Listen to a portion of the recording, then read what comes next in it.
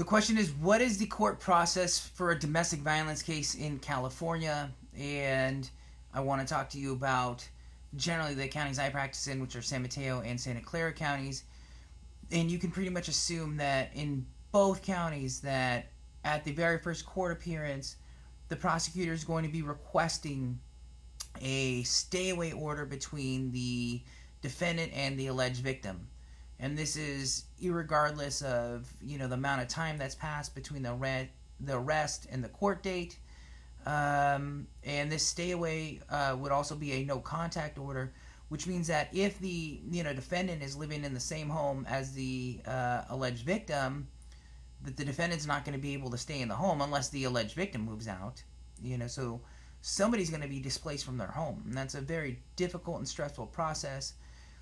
This is more rigorously imposed in San Mateo County than it is in Santa Clara County. In Santa Clara County, the judges will generally modify a restraining order if the alleged victim has taken a victim safety course, something that basically advises the alleged victim of what are his or her rights in a domestic violence situation and how to mitigate any type of future harm.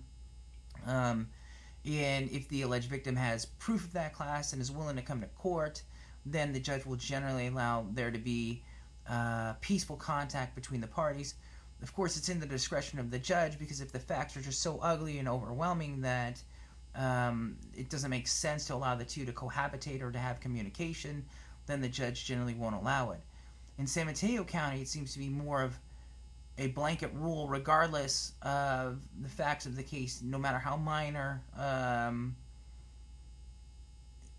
The restraining order is generally going to be issued. Now, there's ways that the alleged victim can try to help counteract that, which is usually for the alleged victim to have his or her own lawyer who goes into court with him or her to make a request of the judge to not impose the no contact and the stay away order, so that the defendant and the alleged victim can cohabitate. That's generally been helpful, particularly in San Mateo County. It's still not guaranteed to work. The victim safety class, or victim impact class as it's called, is also a good way, to show the judge, hey, I understand what my rights are, and I don't want the defendant to have no contact and to stay away from me while the case is ongoing. Now, a defendant has a constitutional right to a speedy and public trial by jury if there is a full no contact and stay away order that's issued in a domestic violence case. At the arraignment, the defendant should consider or not as to whether the defendant will be insisting upon a right to a speedy and public trial within 45 calendar days, assuming that the defendant is out of custody at the time of his or her arraignment. Okay, some defendants choose this option because they want less time to be passing while the restraining order is in effect, and that they're away from home before they can fully, have a decision on the case by trial or by resolution before trial, with the hope that the no contact and stay away order can be terminated, at the resolution of the case.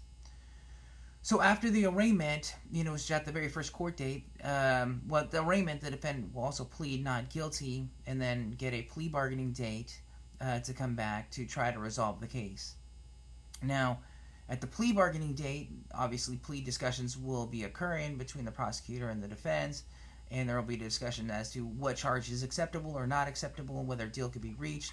If a deal cannot be reached, then the case will proceed to trial, and again, that trial would either be within 45 calendar days if a speedy trial was requested, or would take place outside of that time period if a speedy trial was not requested.